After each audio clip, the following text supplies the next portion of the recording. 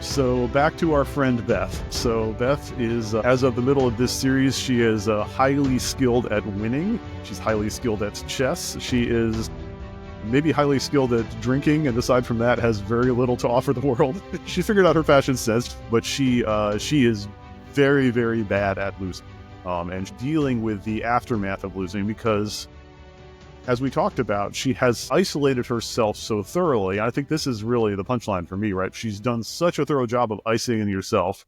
She made it all about her. It was all about Beth, right? She made it all about her, which meant that it wasn't about anybody else, which meant that nobody else is around.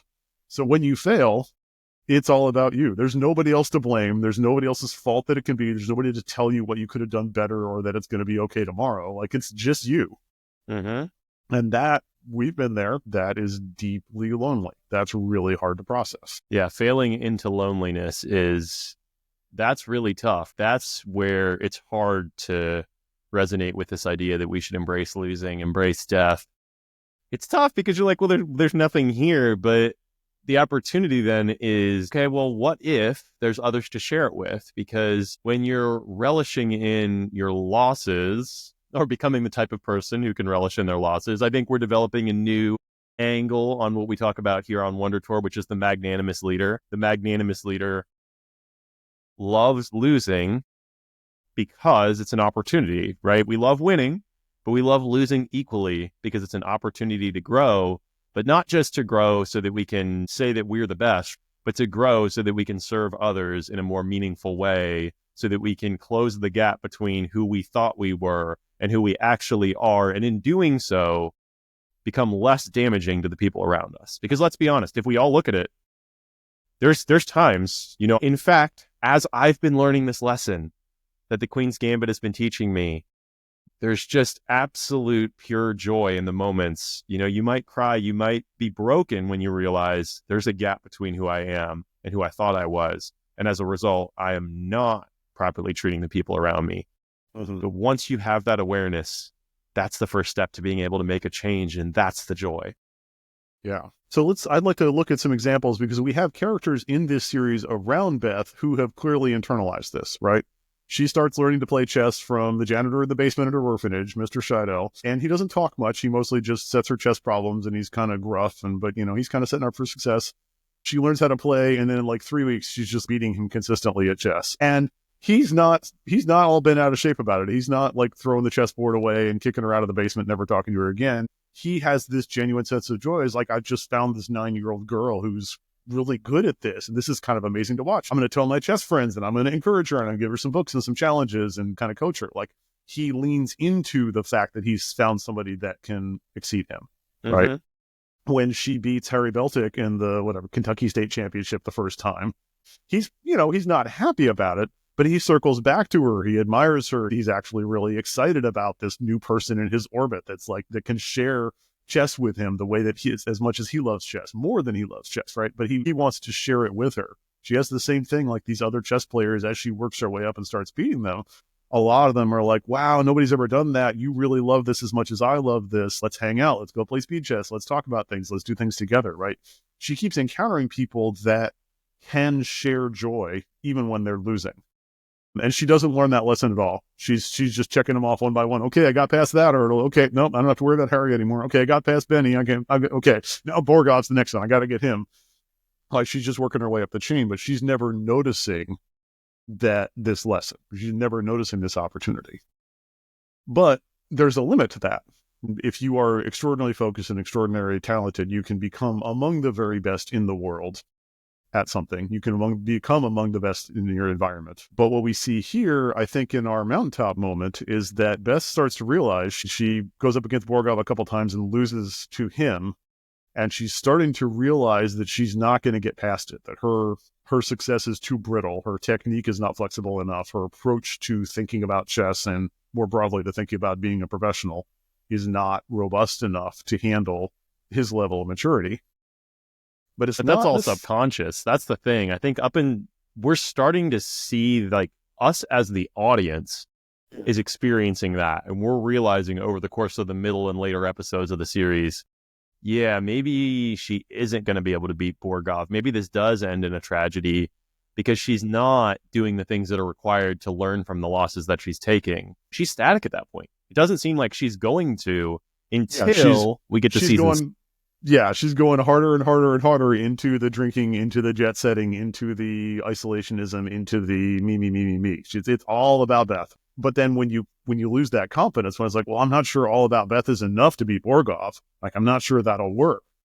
Then what do you do? Because you got nothing else. You got nobody to rely on. You got, your intuition and your brilliance and your medication is what's got you to this point. At least that's what she thinks has gotten her to this point. And it's a limiting belief that she has about herself. And this is, just pause for a minute and humor us on just how great of a story is told here, right? And the way that the story is told through the scenes and the order in which they're delivered and the symbolism and the connection between the scenes. It's amazing, right? Because if you're to summarize everything in the Queen's Gambit, and it's a lot, it's complicated, but if you're to just summarize it all, basically, the whole story is about Beth's resolution to her trauma, and by resolving her trauma, becoming free from these constraints that she's had on herself. It's only a little bit of pieces of it that we get to see up until the last episode. And then the last episode, it's an outward expression of this limit break that Beth is going through, where she is finally has the recognition. And this isn't our mountaintop moment, but there's multiple things that lead up to this, right? It's her going down into the janitor's closet at the old orphanage and realizing that despite the fact that she never even paid back Mr. Scheidel's $5 or $10 that she owed him, he continued to root her on, despite that she never came back to see him again. He always believed in her. He cared. And I think she realizes in that moment what relationships are actually about. And that it's not about going it alone. And that's compounded by her seeing Jolene and seeing how Jolene has matured in her life and developed and not just become all about herself, but become about making a change in the world, right? And she sees the similar thing happening even with these previous chess master love interest things that she has going on, right? Where like they're also willing to grow and adapt. And it all builds us up to our mountaintop moment here, where she has a choice of how she's going to proceed forward. Is she going to learn and grow, or is she going to continue to make the same mistakes and lose to Borgov? And she works her way through this chess tournament in Moscow. She's beating successively more impressive Russian chess grandmasters. She beats the grizzled, white-haired veteran chess grandmaster who, again, demonstrates to her, he shakes her hand and says, "This was a real honor. You're the best chess player I've ever seen." Which, coming from a Russian grandmaster in the 60s is a pretty strong statement. Like, he's got joy in that moment. He's not like, oh my God, I can't believe I lost to this girl. He's like, wow, that was amazing. I just got to watch genius in action. She sees these things. They're not quite penetrating. She's got the Jolene example. She's got the Mr. Scheidel example. She's got the chess players example. She's in the middle of this match with Borgov, and they're 40 moves in, and they're both going strong. And she's like, I'm not sure this is going to work. I've never beat him before. She's got a lot of anxiety about this. They adjourn for the night. And as she's wandering the halls of the hotel or wherever the facility where they've got this, she sees the Russians, Borgov and 3 or 4 of his compatriots in a side room, and they're sharing some drinks, and they're gathered over a chess table, and they're all talking strategy. They're basically talking about how to beat her. And she gets a little window into this room, and as an audience, we're watching that as like, oh, is she going to try to steal their strategy? Is she jealous? Is she lonely? Is she going to go want to be friends? She just they close the door and she walks away. But she sees that. And I think what happens is that she realizes that she's not just playing Borgov. It finally occurs to her that the thing that he has that she doesn't have is not special brilliance. He's clearly equally brilliant to anybody in the world at playing chess. Like, he's the world number 1 and he's in his 40s or something, which is quite rare. They make a point of this. But the thing that he has that she does not have is he has community. He has friends that he trusts. And when you get to that level, when you get to that, I want to be the best in the world at something, the best one brain in the world is never going to be better than the best other 5 brains in the world, right? The people that you trust that will help you, even when it doesn't benefit them, even when it's just because they want you to succeed. She's trying to climb that mountain all by herself. And the thing that he has learned, the thing that this Borgov character has learned is to not do it by himself. Is to take the weight on as the champion, as the world number 1, as the person sitting across the chessboard, but to be willing to accept relationships with other people and help them and be part of the community and be helped in. Yeah, she, as I'm realizing it right now, she's learning what Ricky Bobby learns. Which is always the lesson that the hero have to learn in these movies. Stories, Exactly, right? It's always the lesson the hero has to learn. It's not about you. She's learning that if this whole thing is for you to summit the mountain by yourself and plant a flag and show the world that you're the greatest, maybe you can do that, maybe you can't. But when you do it, what will you become? And we see this contrast in between how she acts before this moment and how she acts after, where now after we get, assumedly Harry is getting these people together in the United States and they're going to provide her advice based on the information that they've gotten about the adjournment, about the current position of the game from the first day going into the second day.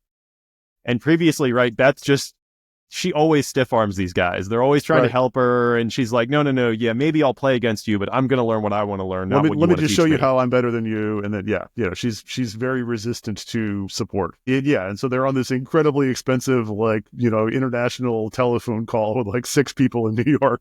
And they're all scheming different ways to approach the current position on the board and what the strategies are and what Borgov's probably going to do and what the other Russians are going to tell him to do. And she gets this vast menu of options that she doesn't have to come up with herself. And at the same time, her former sort of love interest, Towns, comes back into town. He comes into Moscow to cover the tournament for his hometown paper, and he's become a journalist now. And so she sort of lets him into her orbit. She's getting increasingly these adoring crowds outside the competition every day in Moscow. There's 3 people the first day, and by the last day, when they adjourn with her journey to Borgov, it's just like a mob scene, and people are following her moves outside, and they're asking for signatures and showing the babies. She's getting this crowd around her, and like you say, she's finally starting to let them in.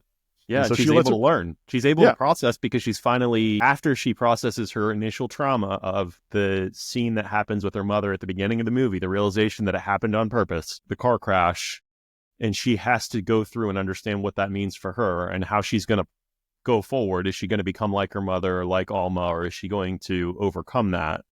So she gets off the alcohol and the drugs. She's able to see clearly for a moment. Like you said, she lets Towns in. Because Towns comes in, and Towns is, he's meant to be this kind of amazing character, right? But he is, because he comes in and he doesn't play to all the tropes that she always falls back into. He comes in the same spot that Cleo comes in Paris, but this time, he's just there to help. He's like, I'm not trying to use you for anything. I'm not trying to get anything out of you. I'm not trying to use you to help me overcome my own trauma. I'm just here to help you. And I think she sees that, and that opens the door. And then finally, it leads us up to the amazing moment that we have at the end, where she's able to have this realization that her ability to see that chessboard on the ceiling didn't have anything to do with the drugs that she was taking in the first place. That was a self-limiting belief, that her ability was not better when she was on the drugs, but that was her innate ability to play chess the entire time, and that she had been holding on to this belief that this was the only way for her to harness it, but she had to let go, right? She had to be willing to lose and be willing to learn. And finally, as we close out this mountaintop moment, I think what's important is at the end, when she finally overcomes Borgov, yes, there's this internal win. Yes, it's a team win for everybody that helped Beth. But what about how Borgov responds to it? You see at first there's this sadness, and he does a good job of, in the Russian way, showing his facial expression here, but then afterwards it gives way when he resigns to a smile, and he hugs Beth. This is the world number one, the guy who hates to lose. But he's learned that losing, it's okay sometimes. He has to grow, he has to learn, and really it's not all about him. Somehow he learned that lesson, and we were privy to it because of the mountaintop moment where he's in this room. He's helping the other guys. He's listening to them. He doesn't see this as him winning when he wins. He sees it as us winning when Borgov wins. And she's had that example in front of her for years now and not taken the right lessons from it. But he shows the same joy in that moment of wow, that was an amazing match. And I saw something that I'd never seen before. And I'm really proud to have this new colleague. And this was so cool. He's able to process that and get some joy from it. And I think as the audience, like we've enjoyed watching her, beat up on older dudes in chess the entire series. Like that's part of the joy of this series is just watching this thing happen. But also to some extent, this almost feels like the first win that she really earned. This is the payoff of she figured out what this is all for. She's got all the Americans behind her. She's got all the Russians behind her. She's got the chess players behind her. She's got Jolene behind her. She's got all these people that were like on her side. And she finally figured out that she wasn't just playing for herself, that she was playing for all those people.